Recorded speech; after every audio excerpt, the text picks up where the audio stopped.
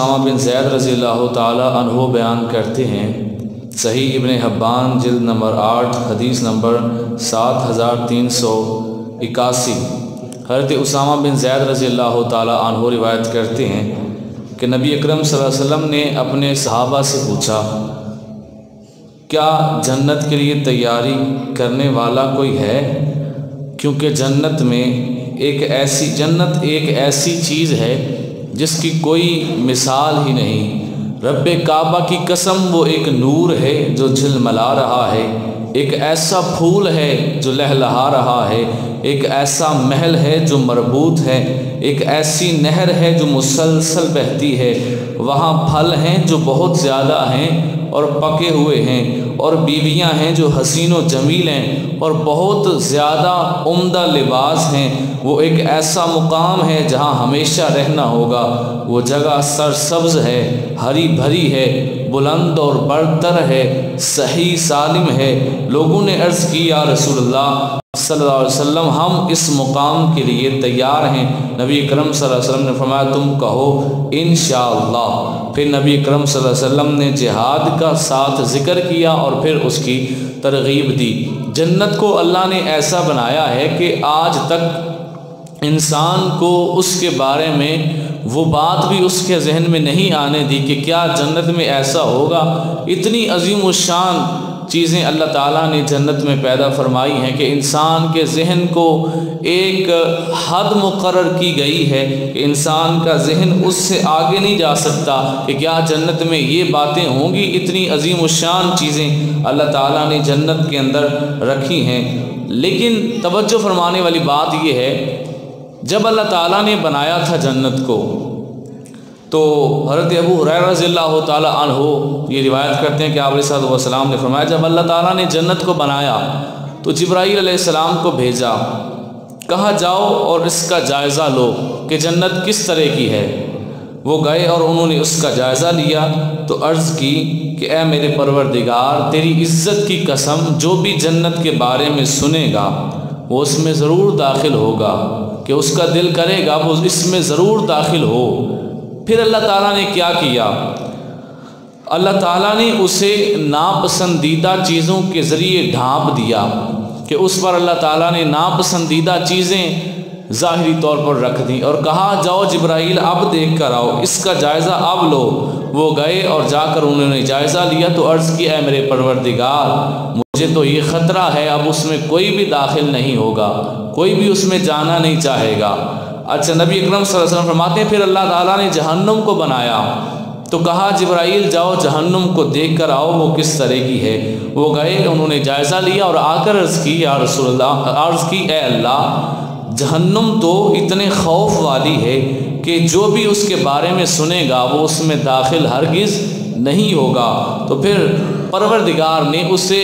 پسندیدہ چیزوں کے ذریعے ڈھانپ دیا، اس پر وہ چیزیں رکھ دی جنہیں انسان پسند کرتا ہے۔ پھر کہا جاؤ جبرائیل اب اس کو دیکھ کر آؤ وہ کیسی ہے۔ جبرائیل کہتے ہیں، سرکار فرماتے ہیں جبرائیل اب گئے، جا کر دیکھ کر آئے تو عرض کی، اے اللہ، تیری عزت کی قسم، مجھے تو اندیشہ ہے، خطرہ ہے کہ اب ہر کوئی دوزخ میں جانے کی کوشش کرے گا۔ باتیں ظاہری طور پر مشکل ہیں، اصل میں اس کی تطبیق یہ ہے کہ دوزخ کو جب دیکھیں دوزخ کو تو کوئی نہیں چاہے گا میں اس میں جاؤں، لیکن کام ایسے ہیں کہ بندہ وہ کرے تو دوزخ میں چلا جاتا ہے۔ جنت کو جو دیکھے گا وہ تو چاہے گا کہ میں جنت میں جاؤں، لیکن کام ایسے ہیں جو کرنے پڑیں گے تو جنت میں جاؤ گے۔ تو ظاہری طور پر جو جنت کو دیکھتا وہ ضرور جانے کی کوشش کرتا، جو دوزخ کو دیکھتا وہ ضرور اس سے بچنے کی کوشش کرتا۔ لیکن یہ جو ایک اصول بن گیا کہ جہنم پسندیدہ چیزوں کے ساتھ منسلک کر دی گئی، اب انسان کو جو چیزیں پسند ہیں وہ کرے گا تو دوزخ میں جائے گا، لیکن جو چیزیں اس کو ناپسند ہیں وہاں اس کو صبر کرنا ہوگا، ان چیزوں کو کرنا ہوگا۔ طبی طور پر انسان کا دل تو نہیں کرتا کہ وہ روزہ رکھے، سارا دن بھوکا پیاسا پڑا رہے، کام بھی کرے، کھائے پیے بھی کچھ نہ، طبی طور پر اس کی طبیعت نہیں مانتی، وہ اس کام کو کرنا گوارا نہیں کرتا۔ کہاں انسان کی عقل مانتی ہے کہ میں 1,00,000 روپیہ کماؤں تو اس میں سے زکوٰۃ کا حصہ نکالوں؟ دل تو نہیں مانتا، طبیعت تو نہیں مانتی۔ یہ ہے کہ جہاں انسان کو تھوڑا سا دینا پڑتا ہے، قربانی دینی پڑتی ہے، جہاں اس کی ناپسندیدگی ہے وہاں اللہ نے جنت رکھی ہے، جہاں اس کی پسند ہے وہاں دوزخ ہے۔ جب پہلے بنایا تھا تو پہلے سیدھی سیدھی بات تھی، دوزخ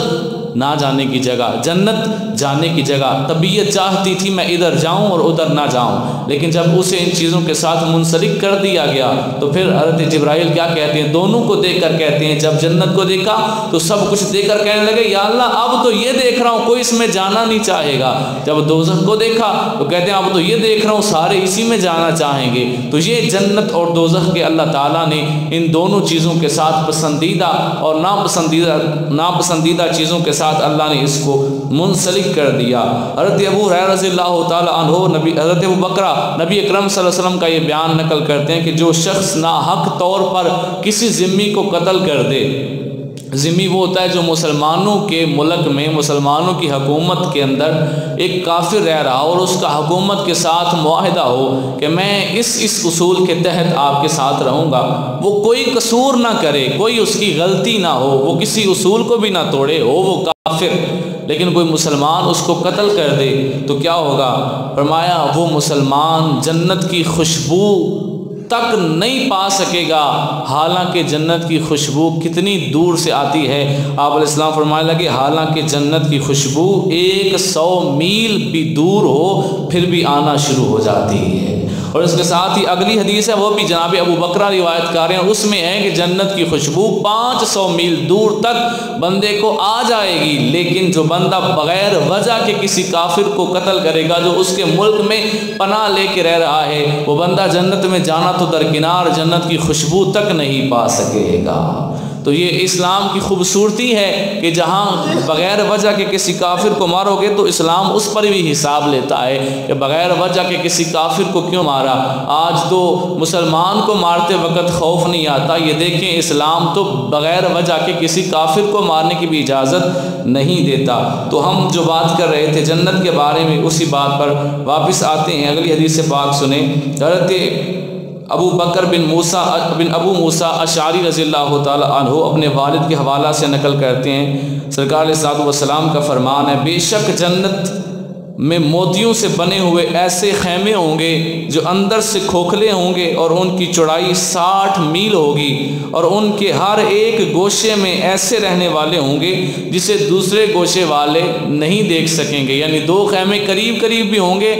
خیمے وہ عام سے خیمے نہیں ہوں گے، وہ موتیوں کے بنے ہوئے ہوں گے، اور وہ ایک دوسرے کو دیکھ نہیں سکیں گے لیکن وہ قریب قریب ہوں گے، اور مومن شخص ان تمام بیویوں کے پاس چکر لگایا کرے گا۔ نبی پاک صلی اللہ تعالیٰ علیہ وآلہ وسلم جنت کے فضائل بیان کر رہے تھے تو ایک دفعہ کسی صحابی نے سوال کر دیا، یا رسول اللہ اے انگور ہے ابھی جنت چ ویدا؟ آپ علیہ السلام نے فرمایا ہاں انگور ہوگا جنت میں۔ کہا کس طرح کا ہوگا؟ فرمایا کہنے لگا کہ اس کا جو گچھا ہوتا ہے انگور کا وہ کتنا ہوگا؟ آپ علیہ السلام فرمانے لگے وہ اتنا بڑا ہوگا، تم ایک اونٹ لو جو تمہارے گھر میں سب سے تھوڑی عمر کا ہو، اونٹ کا بچہ لو، اس پر سفر شروع کرو، اس پر اتنا سفر کرو کہ جب لیا تھا تو بچہ تھا، اتنا سفر کرو کہ وہ اتنا بوڑھا ہو جائے کہ اس کی ہڈیوں سے آوازیں آنے لگ جائیں، بوڑھا ہو جائے وہ اونٹ، بچہ اونٹ لو اس پر بیٹھو اور اتنا سفر مسلسل کرو کہ وہ اونٹ بوڑھا ہو جائے، تب جا کر اس انگور کا گچھا ختم ہوگا۔ اور پھر کہنے لگا اچھا اتنا بڑا گچھا، تو اس انگور کا ایک دانہ کتنا بڑا ہوگا؟ آپ علیہ السلام فرمانے لگے تمہارے ابا جی نے اگر کبھی بکری ذبح کی ہو، اس کی کھال اتار کر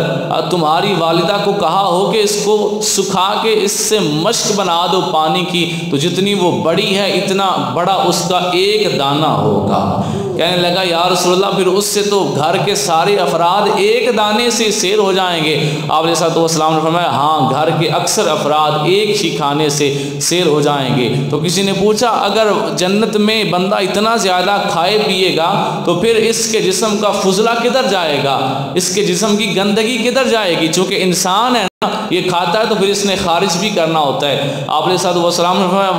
وہاں یہ گندگی والا نظام تو نہیں ہوگا، جو کھائے گا اس کا پیٹ بھی وہیں کا وہیں رہے گا، اس کے جسم سے بڑا خوشبودار پسینہ نکلے گا، اس کے ساتھ ہی سارا کچھ ہضم ہو جائے گا۔ یہ جنت کی نعمتیں ہیں، اللہ تعالیٰ نے کتنا نظام اپنے بندوں کے لیے بنایا ہوا ہے کہ نبی پاک صلی اللہ تعالیٰ علیہ وآلہ وسلم ارشاد فرماتے ہیں، حضرت عبداللہ رضی اللہ تعالیٰ عنہ بیان کرتے ہیں، نبی اکرم صلی اللہ علیہ وسلم نے فرمایا جو بندہ آخری جنت میں جائے گا، سب سے آخر میں جو جنت میں جائے گا، اس کی حقیقت اور اس کی صورتحال کو میرے نبی علیہ الصلوۃ والسلام نے بیان فرمایا لگے میں جہنم سے نکلنے والے آخری جہنمی سے واقف ہوں، وہ ایسا شخص ہے جو گھسٹ کر باہر آئے گا، چلتا چلتا نہیں، گھسٹ کر گھسیٹتا ہوا باہر آئے گا، تو اسے کہا جائے گا تم جنت جاؤ اور جنت میں داخل ہو جاؤ۔ نبی اکرم صلی اللہ علیہ وسلم فرماتے ہیں وہ جائے گا اور داخل ہو جائے گا تو لوگوں کو پائے گا کہ ان لوگوں نے اپنی اپنی جگہ حاصل کر لی ہے جو جنت کے اندر ہیں، تو پھر کیا ہوگا، وہ واپس آئے گا اور عرض کرے گا کہ اے اللہ وہاں تو سب نے اپنی اپنی رہائشیں لے لی ہیں، تو میں کدھر جاؤں؟ نبی اکرم صلی اللہ علیہ وسلم فرماتے ہیں اس سے کہا جائے گا کیا تمہیں وہ زمانہ یاد ہے جب تم دنیا میں ہوا کرتے تھے؟ تو وہ عرض کرے گا جی ہاں، تو سرکار دو عالم صلی اللہ علیہ وسلم فرماتے ہیں اللہ اس سے کہے گا تم آرزو کرو، جو آرزو تم کرو گے اللہ تعالیٰ تمہیں اس سے بھی زیادہ عطا کرے گا۔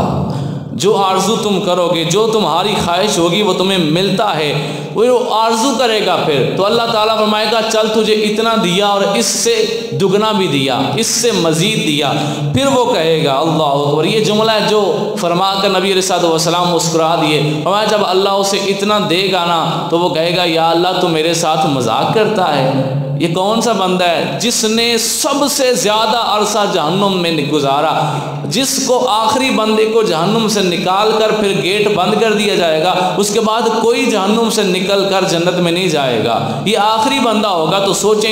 اس نے کتنا عرصہ عذاب سہا ہوگا۔ تو جب اللہ کہے گا چل تو نے جتنا مانگا تجھے وہ بھی دیا اور اس کے ساتھ تجھے مزید اتنا دیا، تو وہ کہے گا کہ میں تم سے کہ اے میرے رب تو مجھ سے مذاق کرتا ہے۔ سرکار دو عالم صلی اللہ علیہ وسلم فرماتے ہیں میں نے اس کے یہ جملہ بولنے کو دیکھا ہے، سن کے اللہ بھی مسکرایا ہے، میں بھی مسکرایا،